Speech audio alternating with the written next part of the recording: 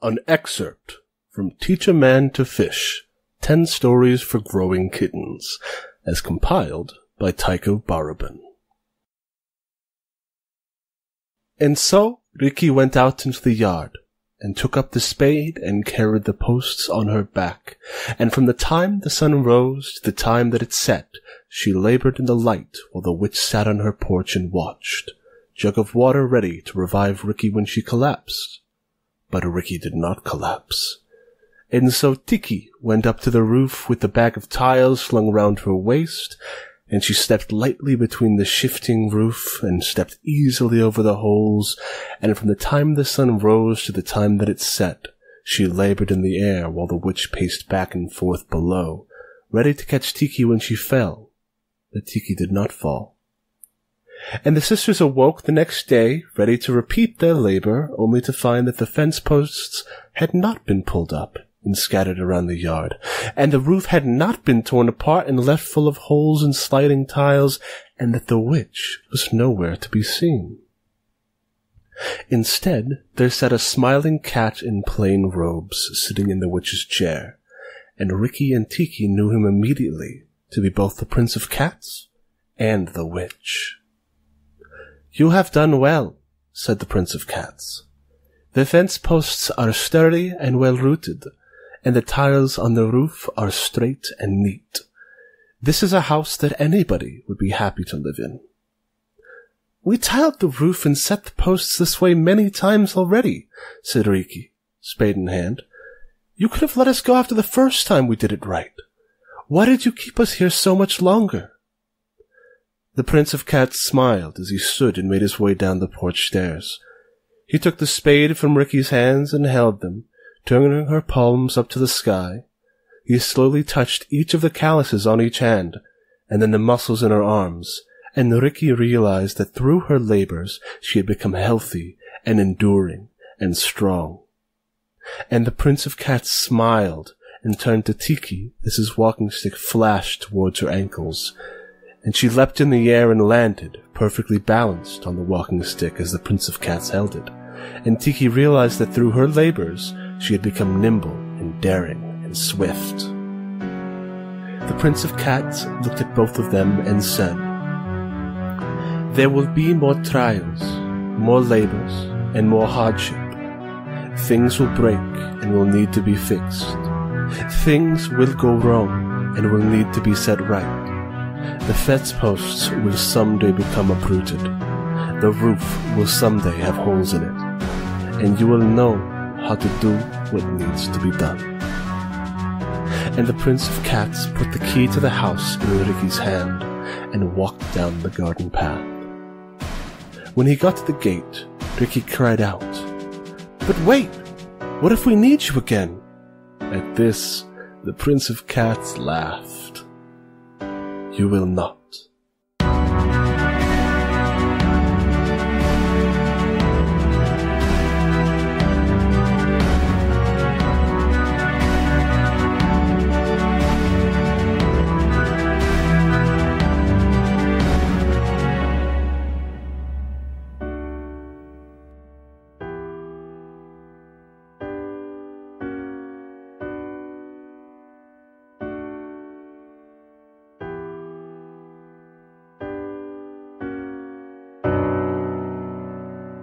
Alright, so you have arrived in the Zuliyati town of Stoneport, the first step on your journey to Kill near Purple Meadows.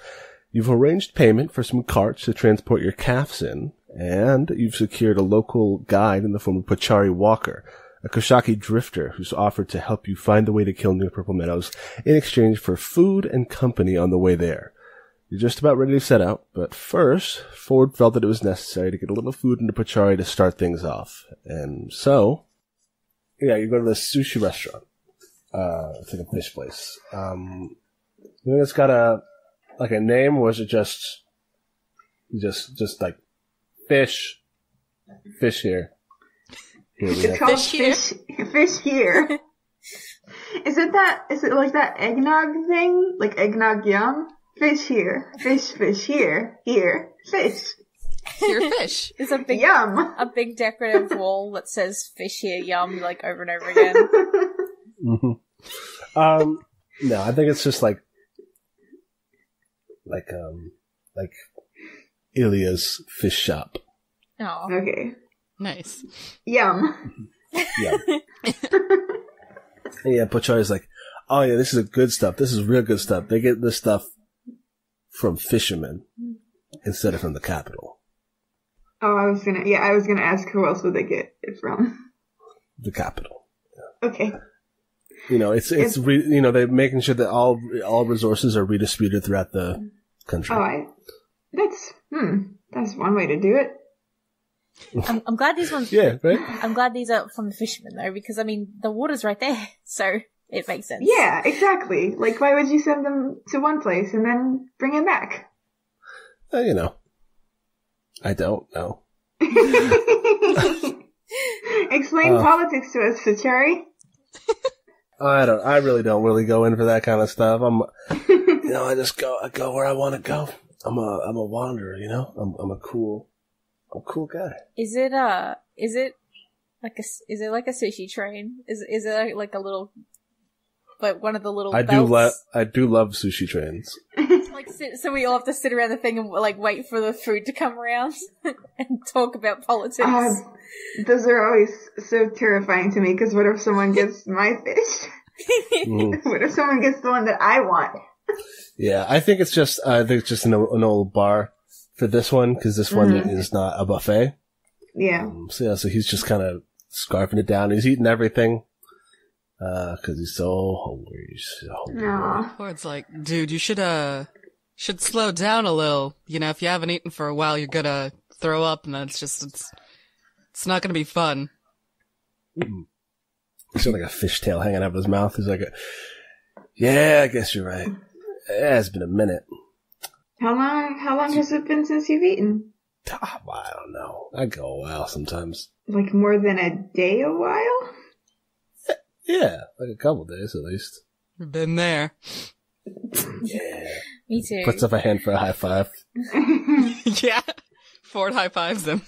Nice. Radiant, who has never been without a home cooked meal, probably, and these two traveling people for hire. Radiant leaves some of the fish for Chella also, like tiny portion of it, and then he turns to Vitari and he's like, "Don't eat this."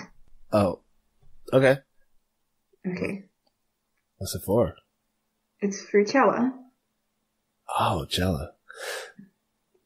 Who's Chella? He's the god of the ocean and the rains and. Oh, that's pretty cool. I didn't know we had a god for that. There's gods for everything, right? There's gods for a lot of stuff. Chella is my god, and he is trapped somewhere, and he probably needs the food. Yeah. Sure. He looks at Ford over Radiant. Ford gives him a look that's like, just let the kid have this. He's not wrong. No, he's not. Chella could probably use the food where he is right now. Yeah, that's actually that's probably Kobold lore. That's the reason people leave stuff for Chella. It's because it's he's been in prison somewhere. He's and, hungry in prison. Yeah, leaving food for him is good. He probably can't get much food wherever he is. Yeah, and Pachara goes, "So, y'all are going for the festival?" Yeah. Yeah. Spring. It's a blooming. Purple Meadows is beautiful that time of year. Because of the Purple Meadows here. So we've been told. What's the festival like? It depends. Back in the old days, they were huge. Whole cities were just decked out in flowers and painted faces and people lighting off fireworks and food stalls, and games and events and shows and stuff. These days, why isn't it like that anymore? Well, I mean, granted, there's nobody alive today who remembers what it was like then. How do you know what it was like then? How do you know what Chella wants? Because someone told you. I guess. Haven't you heard of oral histories? Yeah. People tell stories through the ages, that kind of stuff. Yeah, but like, it's different. It's two different things.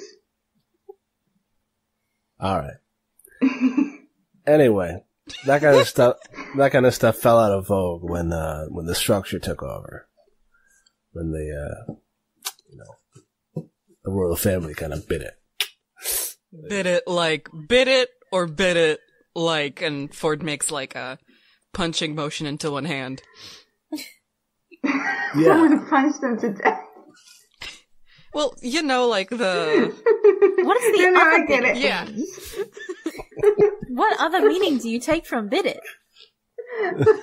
I mean, sometimes there's just no heirs, and then, shit goes down the drain. Oh, no, there's definitely no heirs. They made sure of that.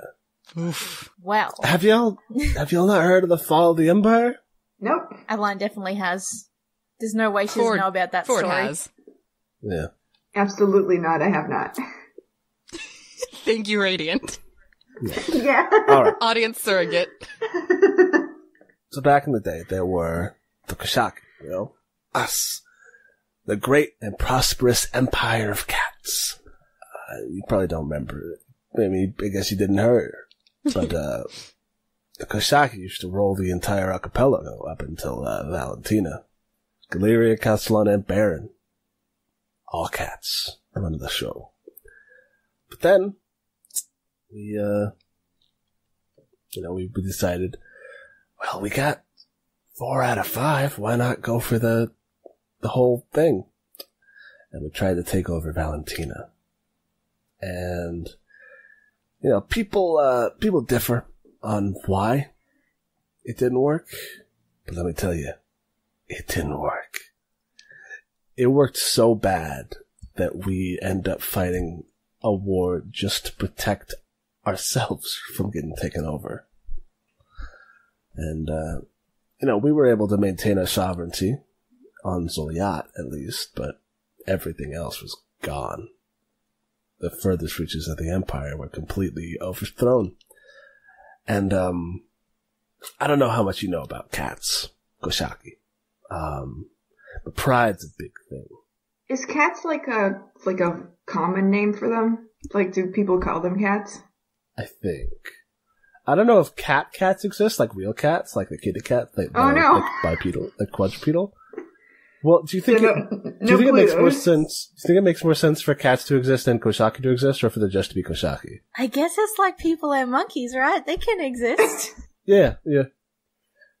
I don't know if you know this about us, but pride's kind of a sticking point. If you're a Koshaki, you want to make sure that you do what you do well. And what's an emperor supposed to do but run an empire effectively? And they failed. And so the people of the empire really didn't like that.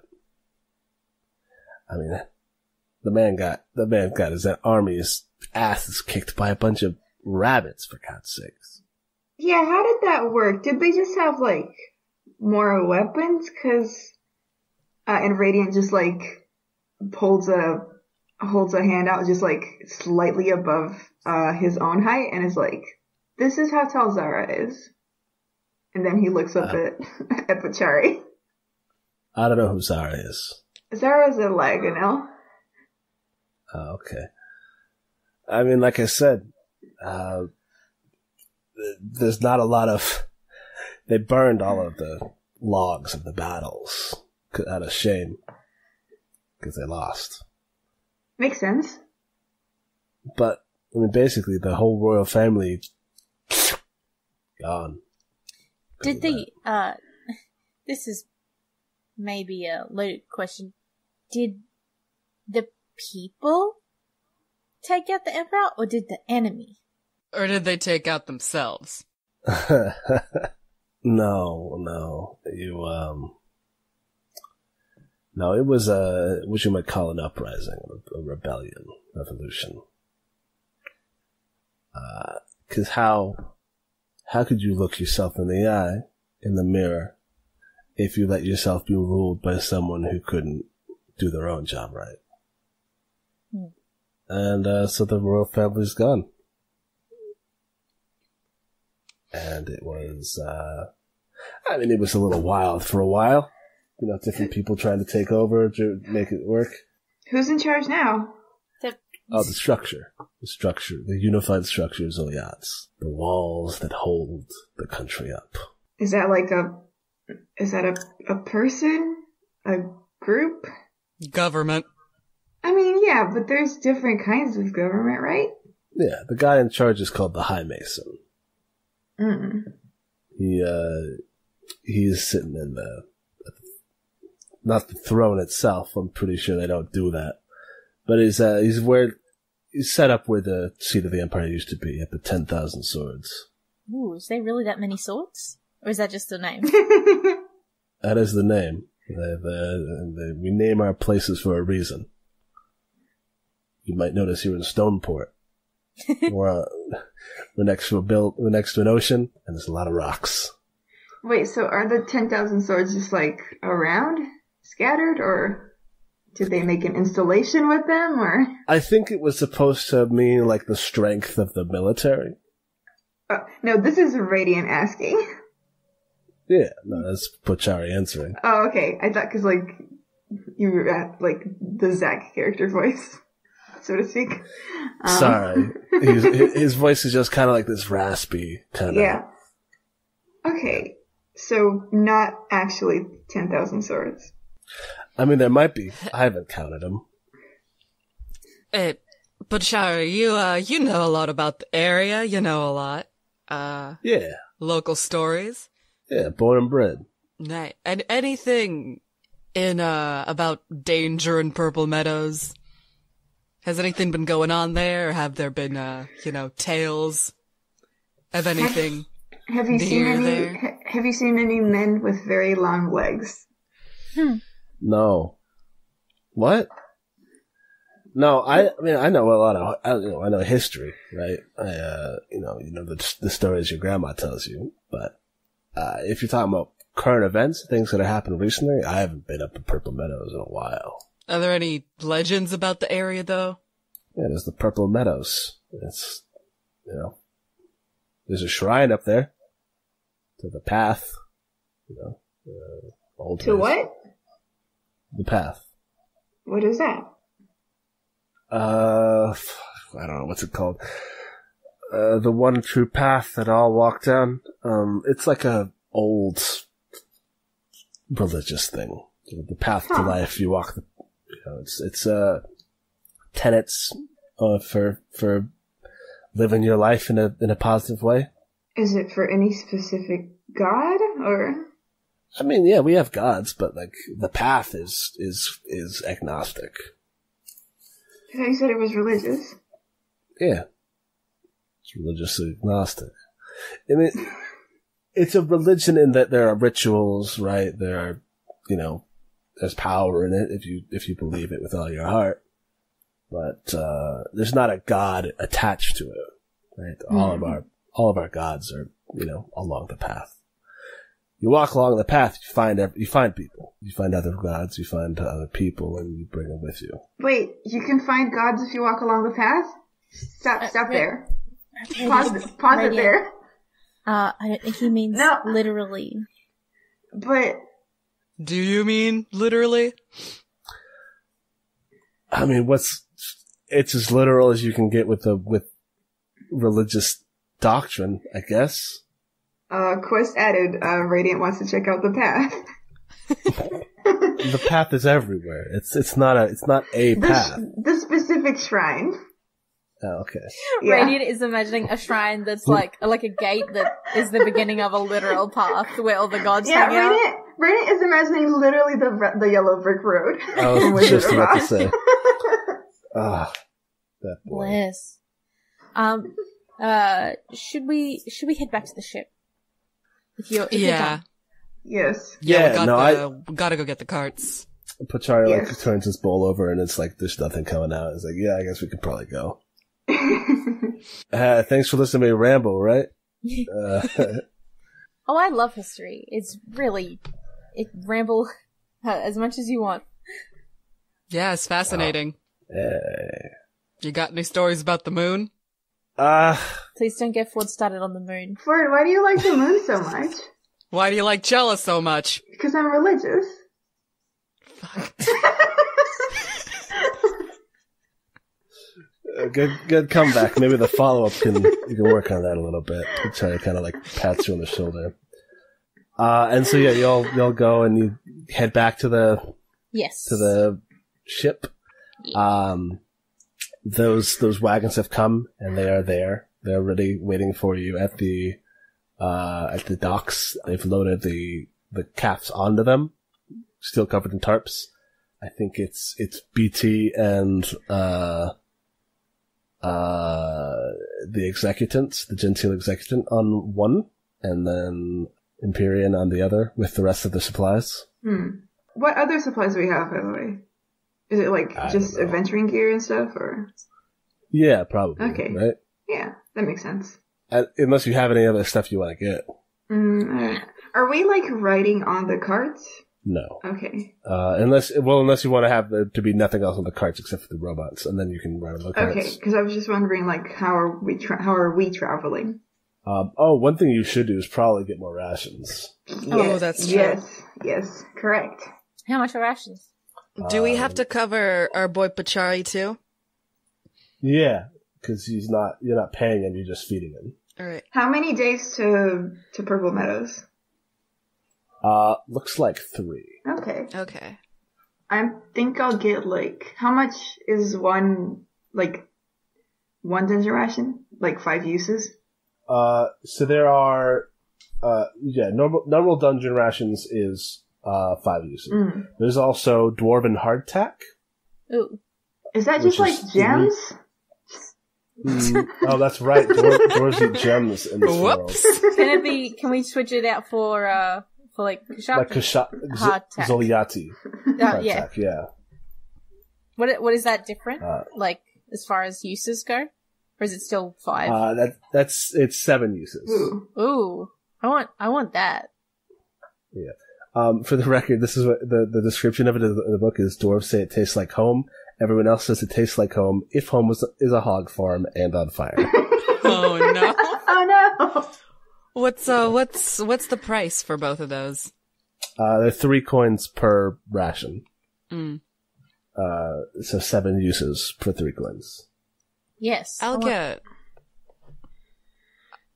2 of the regular ones because I feel like Ford's buying them mostly for Pachari's sake. Otherwise, he'd get the hardtack. But okay, dude hasn't eaten in a while.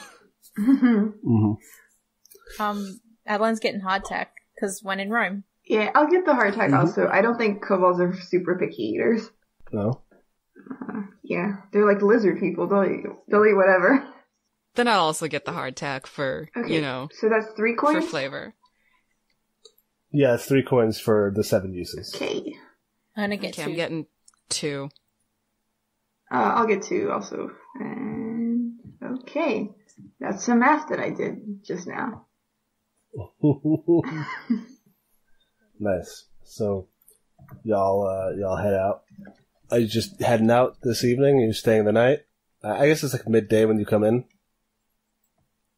I mean, what does Pachari think we should do? Because he's the guide. I mean, I've camping in the woods nearby and isn't too scary, so I wouldn't mind heading out. I think we spend some time in town. I don't want to miss the festival. Yes, that's true. Festival is arriving soon-ish. I'm not. I think it's like in a week and a half. Yeah. Oh, then we have plenty of time.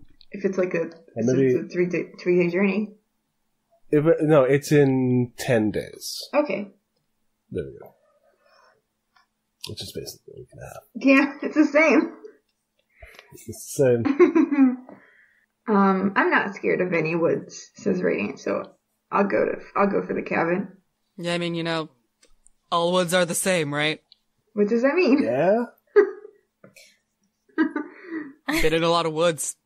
All woods aren't the same, but I understand. It's all basically trees. Is Daria coming with us, or is she staying with the boat?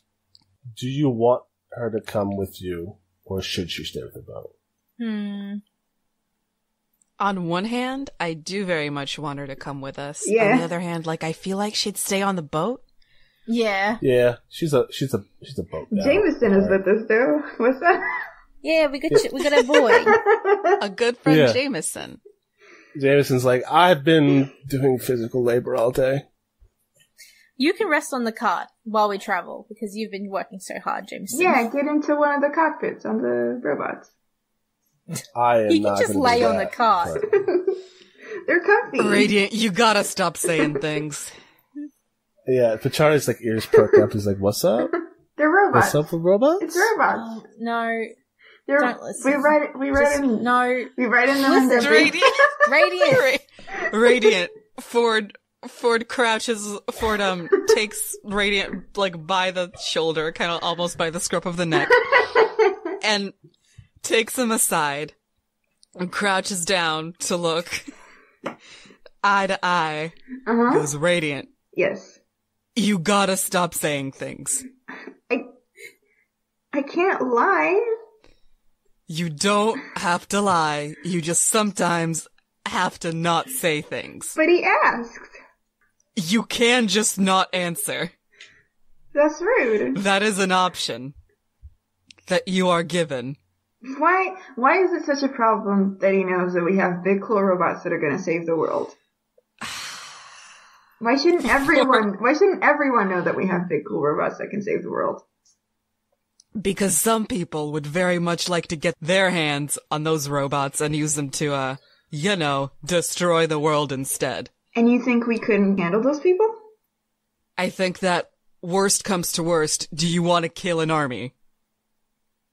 No. Yeah. Okay. And some of the people who would want these would have an army. So sometimes, listen, I trust Pachari, he seems like a swell guy, but it could also put him in danger too, you know? This is saving the world, Radiant. It's not that simple. I know it's not. I know that. I just think, what's the point of hiding something so good? So people don't turn it bad. So it stays good. I guess. Adeline's like with Pachari, like, he's just really into, he's got a lot of, like, books about heroes. He's just really imaginative. Hey, that ain't too bad. It's good to have an imagination. Yeah, he's great. Hey, little blue guy, big green guy. Yeah. Are we heading out or what? Yeah. I thought we were walking and talking. Well, I mean, he pulled you aside, so I didn't know if you were, Yeah. if like, Okay. No, we should definitely head out. Okay. You are going along a road, so I don't think you need to roll a thing. I do want to say that, Ford has been grinning Pachari on, like, local constellations and, legends regarding all that stuff. Yeah, Pachari is like, I guess it's part of, like, you know, being this sort of transient dude that he like kind of goes around and talks to people and you know, works at places, and he's like, oh yeah, I'm probably gonna get a couple shifts at the brick factory, and we're there, get a couple extra sticks. That he can just, like, you pointed at like a constellation, he's like, oh yeah, that's that, and he tells you a story about it. Ooh. And you don't, like, he says it so easily, and so, like, you don't actually can't tell if he's telling you, like, stories or if he's making shit up on the spot. I think Ford, writes it down, probably. Hell Anyways. Yeah. Mm-hmm. All right. So you and Pachari and everyone else, you head up, and Jameson, who is also there, who I will do my utmost not to forget this time. He's having a nap on the cart. He's been having a nap for 3 days. The 3 whole days. No, he gets up. Yeah, he gets up. He's a helpful boy. He's helping out. And so then you end up in the Purple Meadows area. Ooh. Yeah. What's the map changed? Oh, hang on. I have my character sheet on top of it. Oh, there it is. When you enter an important location, you can ask the GM for one fact from the history of that location. So what's up with Purple Meadows? Okay. Anything exciting? Exciting? I don't know about exciting. But, I mean, it's called Purple Meadows because there are lavender fields. Like, there's the lavender fields, but there's also just lavender, like, everywhere. You can tell when you're in the Purple Meadows region when lavender just starts showing up, like, in the forest. There are trees with purple, like, cherry blossoms on them. Oh. Yeah. I know that the brick factory is like the what they do here, but do they like farm the lavender? Yeah, I think definitely like because the shrine is where the fields are. Mm. Mm-hmm. It's like full of lavender fields near the shrine, and I think that so the priest who mines the shrine probably does that. Welcome to my Etsy shop. Here's some lavender oil. I was just thinking just constantly that whole time about the Lofty Pursuits guy's cousin who runs a lavender farm. I wanted discern realities. Yeah. Okay. As you're coming up, Yeah. I can open this up a little bit more. But what are you checking out? So all right. Let me do the thing where I actually describe the world. Mm-hmm. Yes, please. You are coming up to this. You actually are now about to pass the brick factory itself. The brick factory. There it is. Yeah, the brick factory. It's this tall, not necessarily tall, but like, it's like 3 stories tall. Mm. Building that's very broad and wide. It's made of bricks and stucco. It's gray, Mm. And there is, since it's like midday, you can see there's people going up and down, in and out. Char's like, I mean, if you want, we can stop by, but village is just a little bit further. We should go to the village, I think. You see, like, people, in the windows of the factory going around, and like, there's like a field to the east of it, a little bit, where you can see just piles of clay that people are lugging in like carts to bring up to get like shaped and fired and stuff.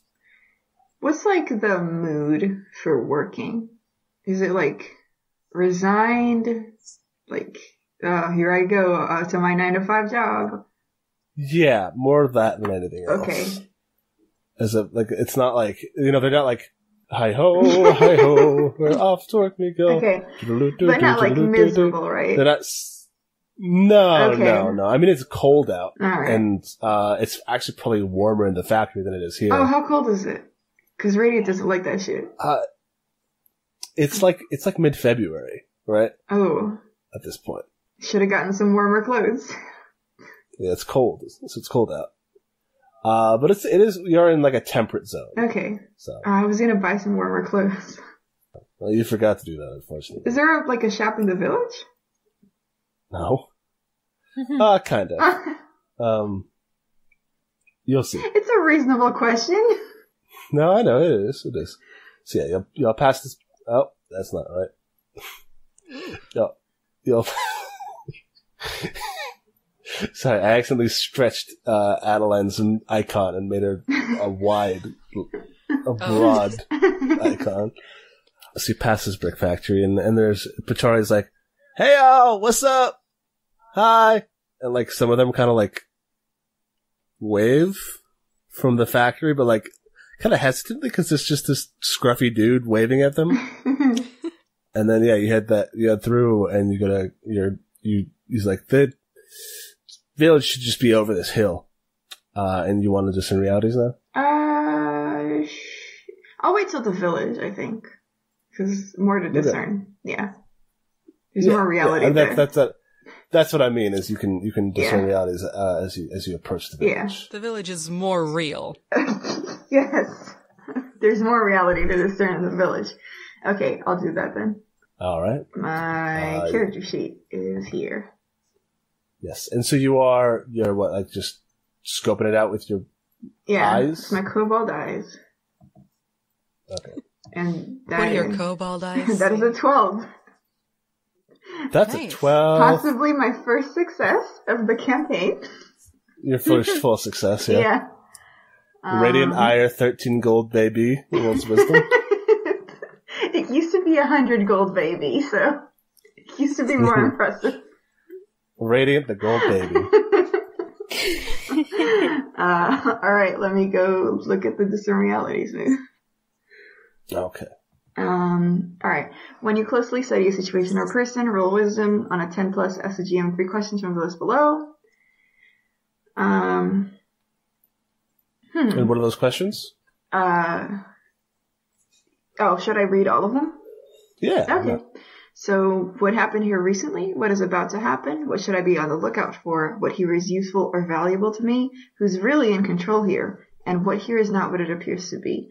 Before I ask these, could you describe the village, or is this before? Yeah. The village. So I'm going to describe how the village is under normal circumstances. Whether or not there are strange circumstances, I'll tell you. Yes. The village is about a little over a dozen gray buildings. From the side that you can see a bunch of like houses. These sort of gray, like 2-story buildings. About between 10 and a dozen of them.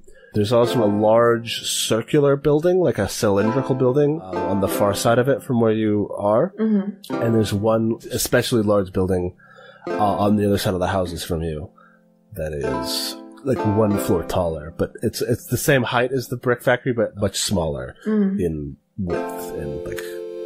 Do they have any like signs on them, like this is a hospital, this is a church, this is a store? Yeah. I don't. There's like there's signs on the 2 big buildings, but you aren't close enough to read them. Okay, so there's one building far and one building close. Okay, and just some houses. Yeah. And some houses. Oh, and some fires. Some fire.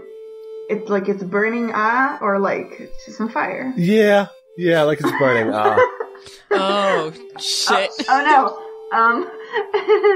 What happened here recently? Oh, okay.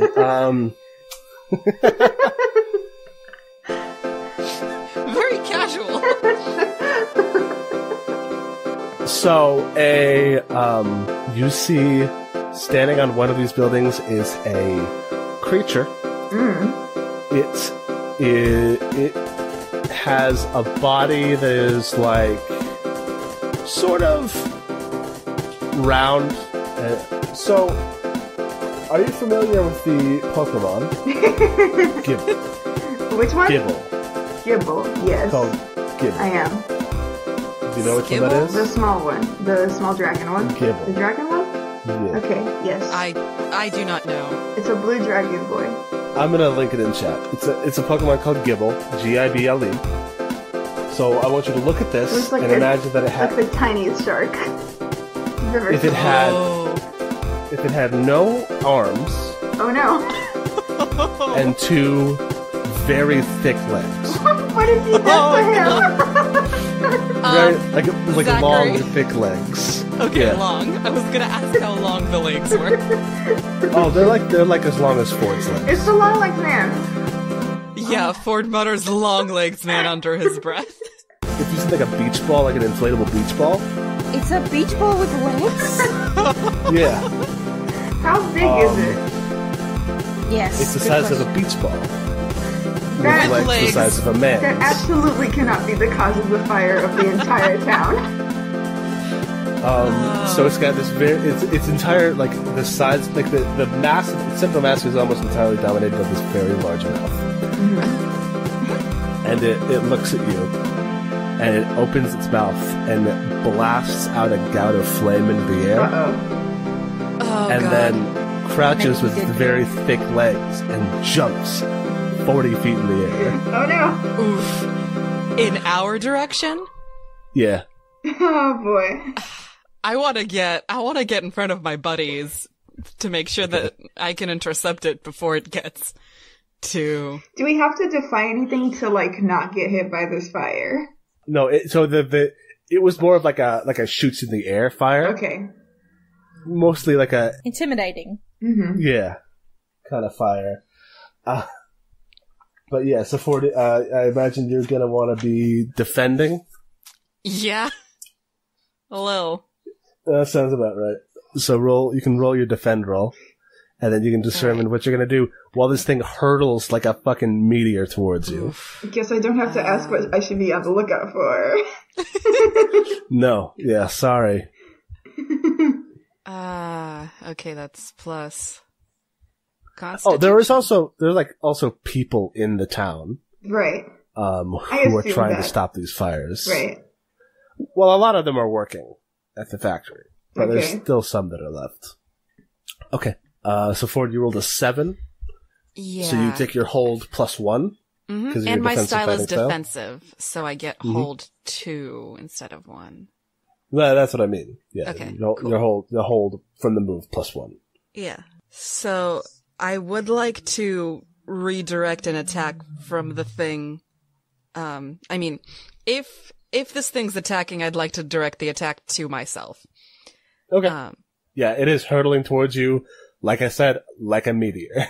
Cool. It's got this big mouth full of teeth and these little fish eyes.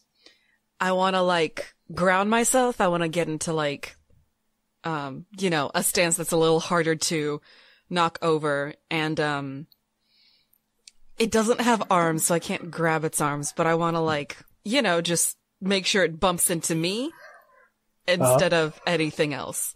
And maybe grab it so I can wrestle with it. Okay. So you're defending fire. Yeah. Yeah. Your point. Okay. 1 second, I have to sneeze. Oh, Jesus. Bless you. Bless you. Sorry, I have extremely powerful sneezes. Too strong. That was me sneezing directly away from the microphone as well. Oh. I don't know how loud it was. It was very loud. I'm sorry, I didn't mean to scare anyone. So Ford, you are expending one of those holds to... It is not kill near Purple Meadows. No. Thank you. Chander in the chat. Kiln, like the thing you fire clay in. I did think it was kill factory. For a very long time. I actually thought Kilnir was one word for a while there. Okay. Yeah, no. I got it. Kiln. Thank you. Kiln near Purple Meadows. It is a descriptive name. Like Shrine near Purple Meadows is the shrine's name. Nice. So you're using one of your defy danger one of your defend holds to redirect an attack from the thing you defended yourself. Are you using that second hold at all, or are you just gonna go straight into wrestling it? I wanna open up the attacker to an ally, giving the ally +1 forward. I'll hit it. Okay. I'll attack it. I wanna open it up to Radiant. Yeah. Sick. I want to, like, put it in a headlock if I can physically put a beach ball in a headlock. Yeah, so it's hurtling towards you. I think you're going to need to defy danger to hold onto it. Mm-hmm, for sure. But whatever you do, basically, or less that, because you are opening it up because that's your defend hold. More defy danger to maintain yourself while you're doing it. Yeah, maintain, like, your stability. I want to do that by powering through, because Ford's a very strong boy. Is that with strength? Yes. Okay, so this thing, it falls. It's like, it goes boom, it leaps dozens of feet in the air, and then just starts hurtling down towards you like a fucking cannonball. And you just, like, ground yourself and and it hits your hands as you hold up to, like, catch it like you would volleying a volleyball. And, like, this thing is heavier than it looks like it's gonna be. Ooh. It's dense. And so you feel like all of your joints sort of buckle, but you try to power through it. You wanna roll that? Hey! That is a 10. Fuck yeah. Power so it goes, and you catch it like a fucking medicine ball. And it's like, what? I was gonna say, just do a little bit cool thing where it's like, Ford slides back a little bit, like, and like leaves some like, foot, like a marks groove. in the Leave some ground. like furrows in the ground. Yeah, a little bit. And then or I wanna like, more than that, Ford, you like sort of just sink a little deeper into the ground. Nice. And then I wanna use its momentum to kind of like turn around. I call out Radiant. Yeah. And I kind of hold it out in front of me for Radiant to Yeah, and stab or something. its long, thick, muscular legs are like flailing. Someone and please it- throw this thing as like a strong legs. with like in high heels or some shit. Yeah. Did everyone I can see? imagine like a greased up bodybuilder's legs. Did everyone see the Google Hangouts chat? Because I drew a thing. I seen it. I wasn't going to address it on is our there- audio podcast, but I it's have beautiful. Is it Oh my chat? god. It's in the Google beautiful. Hangouts. Oh, you have to post this. Oh, When the episode boy. goes up. I stopped. I closed that window. Oh no. It's put it in Discord. Yeah, I'll put it in Discord with absolutely no context. I mean, Yeah, that is literally what I described to you. Beautiful. Except its feet are obviously clawed like a fish's feet. would be. Obviously. What the fuck am I saying? I'll revise it on my next fan art of it. Yeah. But yeah, very close to that. And so though, just imagine those legs kicking like a fucking rocket. I like the idea of like Ford maybe grabbing like one of the legs with each arm Oh no. and lifting it like that. So it's like you'd have someone in a headlock, except instead of a neck, it's like a leg in each arm. Oh no. Okay, first of all, what here is evil? You get this like sort of glimmer from the monster. Okay, that's enough for me. I cannot allow an evil creature to live. Like not necessarily the monster itself is evil, but there's something in the monster that's Yeah, okay. That's good enough for me. I don't think Radiant understands the nuances of his powers. evil. Jeez. Okay. I want to cast Magic Weapon, Okay. and that is a cleric spell. Are you sure it's not a bard spell? No, it's a cleric spell. I wish. It's a cleric spell, and now that I've talked about it enough to stall while I find it, the weapon you hold while casting does plus 1d4 damage until you dismiss the spell. While the spell is ongoing, you take -1 to cast the spell. Okay, fair. It's wisdom, so roll them die. Uh-huh. How do I expand this? No. And how does this casting look? Is it like are you what's it called? Is there like hand motions, or is it just like it just kind of bursts out of you? I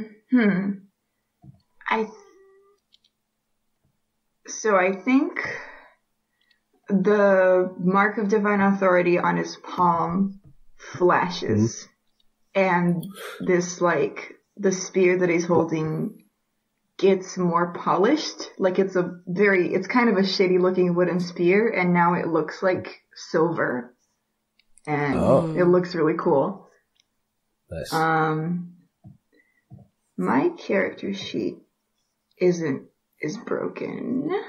I can't scroll up. Oh, no. I can't scroll up or down on it, so I'm gonna quit Roll20 and then I'll come back. Okay. Yeah, that's a bad thing to have happen to you. I accidentally minimized it and then I tried to make it big again, and Roll20 was like, no.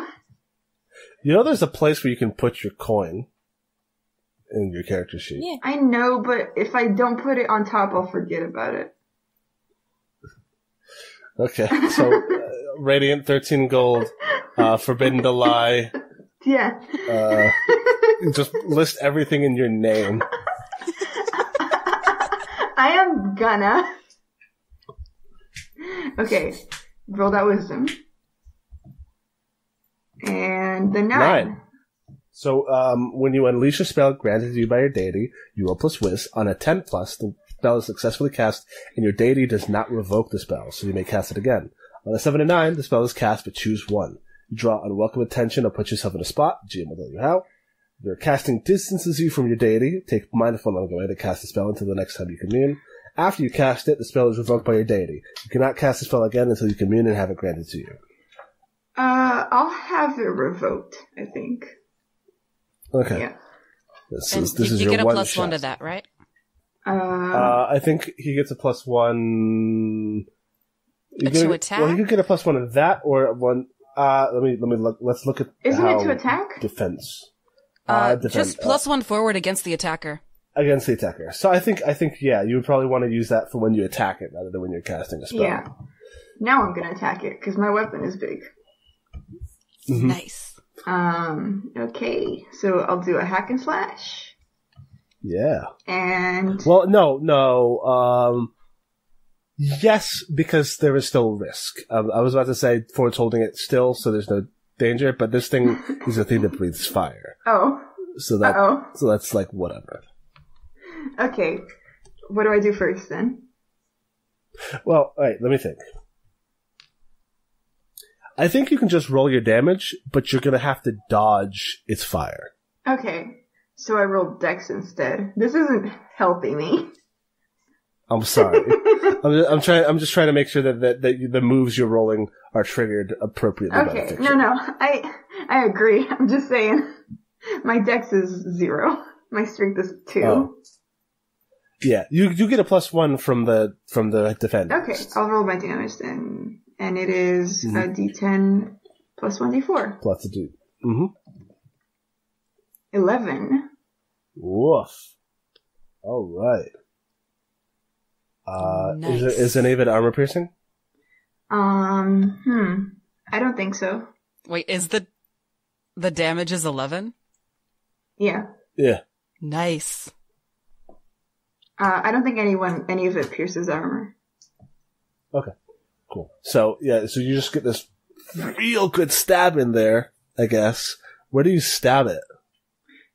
I'm trying not to hit Ford, who is immediately behind it, so... No, it's fine. Hit forward. He absorbed. I think I'm trying to run it through, from the side. Okay. So... And yeah, I think you do. It goes all the way through. Holy shit. Oof. Does it, pop like a beach ball? No, it's still alive. Okay. It just hasn't got a spear all the way through it at the moment. Alright. Well... It doesn't like it. Yeah, I bet.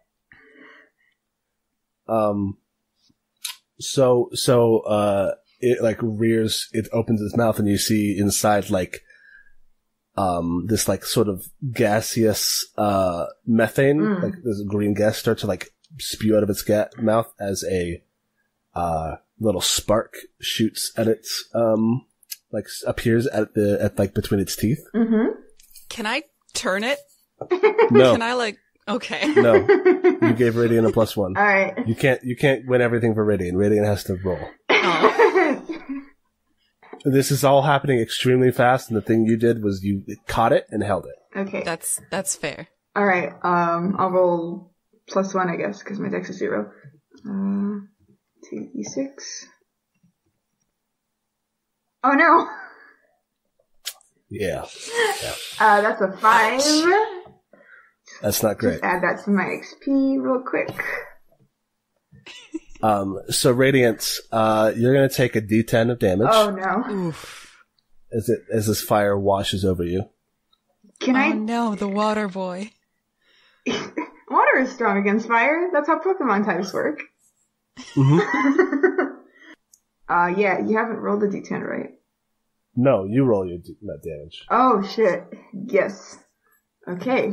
I mean, I can roll your damage if you want me to. No, I just forgot. Mm-hmm. That's no damage. Because I have 3 armor. Can I do my shield thing? So nice. So yeah, you go. As for the electrical discharge of the bolt, I guess, I think it might be, since it's not a melee attack, you can't hit him with it. You know what I mean? Okay, so I can't use my cool shit that I have. Not on this one. It's just there will be more monsters. Next time. I swear to you, there will be more monsters. Okay. Yes. But you did roll a 5, like a just solid 5. The damage was going to happen even if you rolled a 7. Oh so no! Another thing is happening now. Oh no! Is that the fire? You go back and trip, and forward this thing its legs flail and kick you in the chest. Ow. And so this thing, with it gets out of your grip. Obviously, this thing has a spear through it. Ooh. It folds up its legs and then leaps back to the town, to the village. Oh no! My spear! It's still got your spear in its body. Give that back. Can I bolt after it? But it's got plus it's 24 damage, please. Yeah, Adeline, what are you? I mean, it's turns. It's kind of futzy, but yeah, as long as Adeline gets a chance to react and do something. I'm glad that everyone is so glad that I have good support moves. I'm not going to use any of them. I'm going to hurt it. I took Metal Hurlant when I leveled up. This new magical power. New power. Which is when you shout with great force or play a shattering note, choose a target and roll con. On a D10 plus, the target takes 1d10 damage and is deafened for a few minutes. Holy shit! Yes. But if it goes so 7 Adeline to 9, is now also a damage dealer. If it goes to 7 to 9, the GM chooses an additional target, but it still works. So I would like to say, Ford is running after this creature already. So if anything, yes. Yeah, Radiant is also because his spear is in there. Mm. Well, good news, I have plus 2 con, so let's go. So Adeline, you just step forward. Oh, okay, so no. wait. Can I use prep? Because I've been practicing my Metal Hurlant so good. Yeah, I'll let you do that. Thank God. For the record, I rolled a 6. Listen. So, I need that 7. Alright, so here's what happens is, describe to me how Metal Hurlant works with you, Magic Bard woman. It's not yelling, it's playing a shattering note, and I do very much just want to imagine it like a rock star just plays real, aggressive, I'm doing a motion like you can see it, but the yeah. No, but just one. Are you strumming? Is it one power chord? Yes, one power chord. Really aggressive, arm motion. Is it the thing where you lift your hand up really high in the air and then just that's exactly down? I was about to say it's the trailer for Coco. Yes. Oh yeah, that movie. Yeah. I hadn't seen that one yet. Oh, I saw good. Book of Life. They're both good. They're both good. I've heard that. Yes, but cool rockstar move. Yeah, so Adeline steps. She puts one foot down. She puts her other foot down. She braces herself. She puts one hand in the air. And we who are about to rock salute you. Do you have a one-liner? No, she's just gonna play that shattering note. Alright. Bang! How did practice for this go? She went out into the woods and just did this over and over again. I've got Who this did she image. yell at? like a rock. Yeah, I've got this image of Adeline playing it and a tree exploding or something. Yeah, I imagine just Adeline playing a note and then just a sound wave going out and knocking down a bunch of trees, so it's suddenly a clear view to the ocean. She at least faced out to the ocean, so if anything, it's just open air. That sounds a little wild. That one that you just said. Yeah, but it sounds cool. No, okay, I think she just counterpoint. stood on the beach and did it out at the waves. Alright, here's my counterpoint for the wood scene. You know the scene in Shrek when Fiona is singing, And she thinks very loud in the bird. She is not going to make a bird explode. She's not going to hurt any birds. That's Dinner? No. She's going to do it out at the waves. Chella can listen. Oh, cool. Like you hit it and like the wave goes. Yeah. That's nice. Anyway, roll a d10. Oh, yeah. Ford is gonna get hit too. Cool. Good. Oh no. Sorry, Ford. Enjoy being deaf for a few minutes. So is it just like I'm fine. rippling, like a ripple of like the air, like a sound wave would look, or is it like a color or another visual aesthetic to it? The magic, physical magic is like teal, right? Yeah, like blue? A light blue. Light blue? Then it is light blue. Because we did discuss how her magic is like, how it hurts people, like magic does. Okay. Oh, this guy's got radiation poisoning now in his ears. 5. Okay. I rolled 5. Is 5. any of that armor piercing? Asking for a friend? It doesn't say. If it, I guess it's up to the GM because it does not say. It doesn't say. And I think if it doesn't say, then it doesn't. It doesn't ignore armor. Okay. So then I take 3 damage because my armor is 2, so I'm fine. Hell Nice. yeah. This thing's armor is 1, but its HP was 2. Hey! Hell yeah. So like it left in the air, it lands, and like you hit the hurl and it like, you ever seen those videos of a cat where like it like sizes up the jump and like jumps but it doesn't actually move? Oh and yeah. it just falls down? Mm-hmm. Yeah, it does that, where like it jumps and then like loses all momentum as the hurlant hits it, it just falls down on the ground. Good. I run to grab my spear.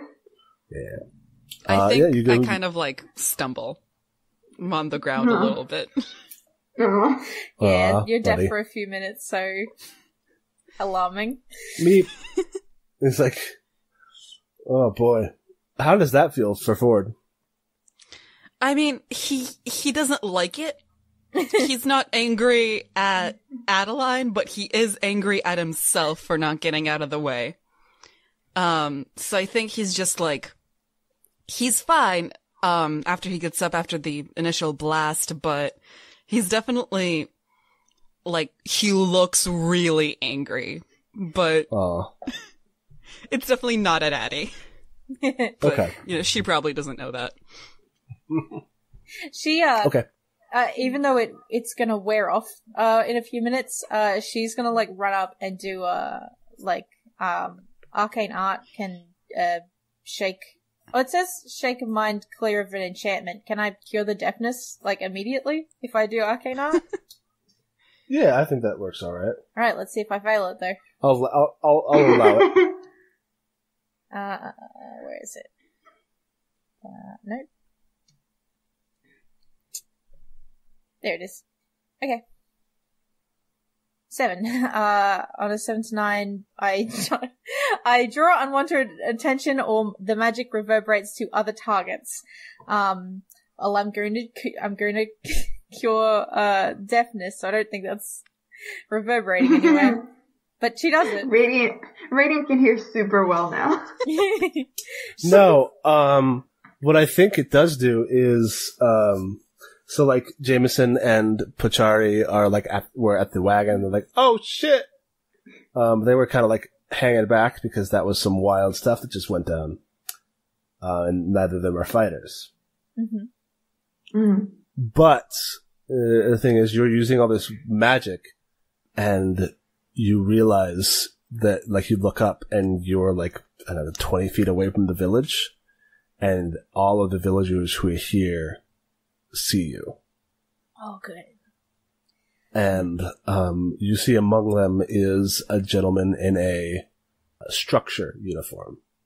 Mm. The gray trouser and jacket with the stone sigil on his chest.